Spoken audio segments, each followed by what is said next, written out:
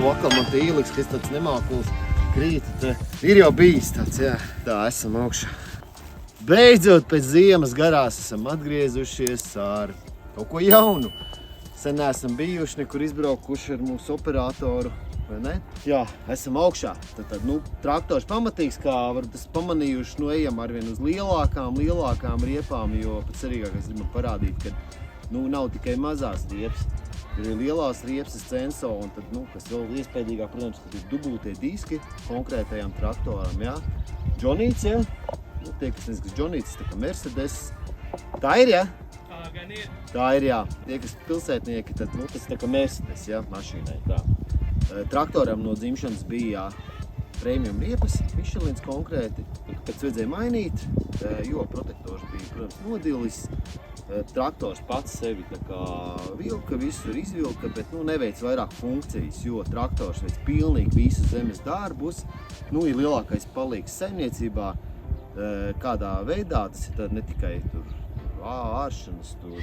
Man teica visus tos nosaukumus, bet man bišķi var tāds svešvārdu. Un vēl svarīgāk arī vēl palīdz citai tehnikai, jā, ir slapš mitrs kaut kur, iestīdzis kāda tehnika kaut kur, vienmēr palīdzēs izvilkt un pats lielākais darba zirgs tur tāds. Iesim paskatīsimies, kas tur ir virsū. Tad, kas mums te ir? Ascenso XLR 880, jā. Izmērā 650, 85, 38. Konkrētās riepas, tad nav jau vairāk jaunas, tad brauc gandrīz gadu jau, jā. Pat šie arī lietotāji atzīst, tad pagaidām visas funkcijas pilda, visi ļoti apmierināti. Protams, jāsako līdzi. Es gan bieži to saku, jāsako līdzi, bet es domāju, ir pienācis laiks tiešām pačekot, kur mēs esam iepriekš veikuši tos video, noteikti apsekosim arī. Es apsolu. Par spiedieniem es runāšu katru reizi, jo tas ir super svarīgi, jo konkrētajiem lietotājiem ir ap 60 tehnikas vienībām. Tas ir traktori, kombaiņi, piekabes, kas ir ļoti daudz.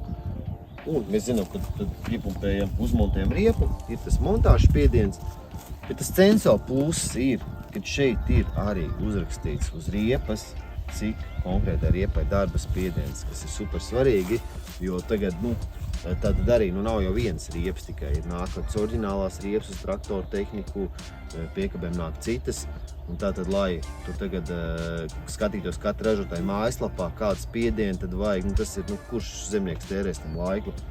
Vienkārši uz riepas rakstīts, un tad to arī turam traktoristam kā uzdevums.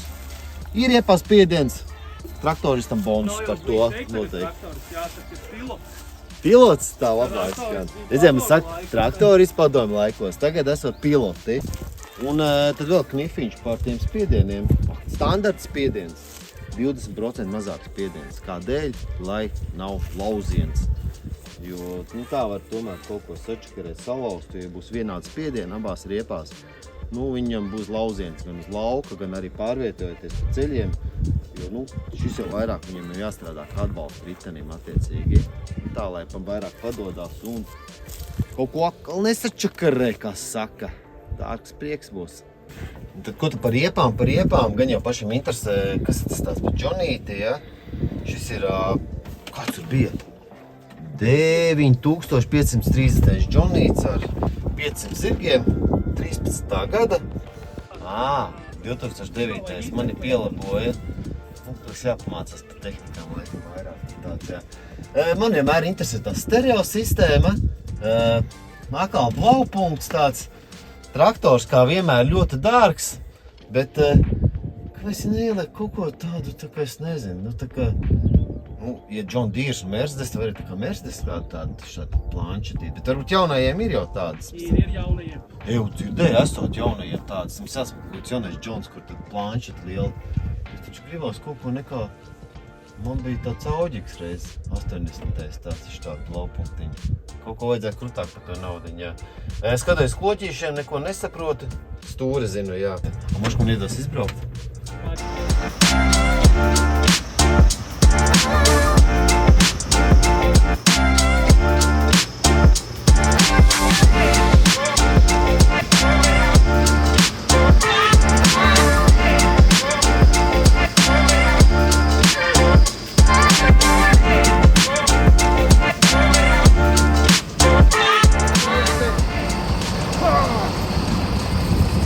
Mierīgi, easy.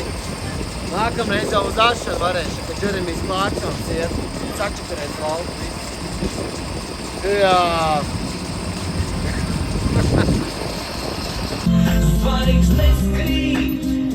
Runājām, kad tur ir visi tie blaupunktiņi. Nē, jaunākiem reku 22. gada traktoram jau ir. Redzi, var uzgriezt. Un īsto radiostaciju uzliek traktoristam. Latvijas Radio 2. Ar tablo un touchscreenu. Tas jautājums, riepas vai ķēdes? Un tagad jau, kā saka, moderni visi grib tās ķēdes. Bet interesants fakts, ko arī noskaidrojām, kad ir piloti, kur tomēr labāk atzīst attiecīgi riepas. Esmu dzirdējis par komfortu. Tad vēl ir nākamais stāsts, kad, protams, ja traktors brauc taisni ar šādu veidu ķēdēm, tad, protams, lielāku vilkni būs šim traktoram. Bet, ko līdz mēs runājam par kādām pagriešanos, ar visu kaut kādu smago, kaut kādu agregātu, ko viņš vēl. Šeit jauda pazudīs. Kādēļ?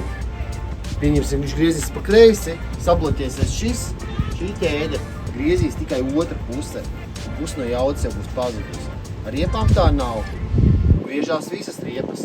Bet ir variants. Ir ražotājiem, arī tam šurdīnam tagad ir, kuram 3 stūra veida ķēdes priekšā, aizmērē, un viss griežās tāpatās kā riepām. Viss ir kārtībā. Secinājumi. Tātad, lielākais traktors, kāda esmu braucis, jā, tas forši.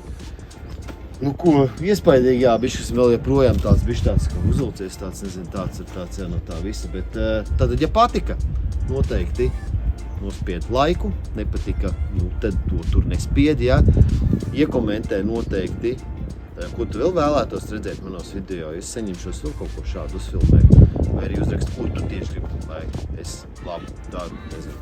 Nu, tiešām apar to lauku, tā kā Džeremijs Klārksons, jā, tur, galvenais viss nesčakarēt tā, jā. Noteikti pieraksties kanālam, tas palīdzēs, jo jūs vairāk būsiet piesakotāji, tas mums palīdzēs saukt un saņemties vēl vairāk kaut ko safilmēt tādu interesantu. Tiekamies nākamreiz. Čau!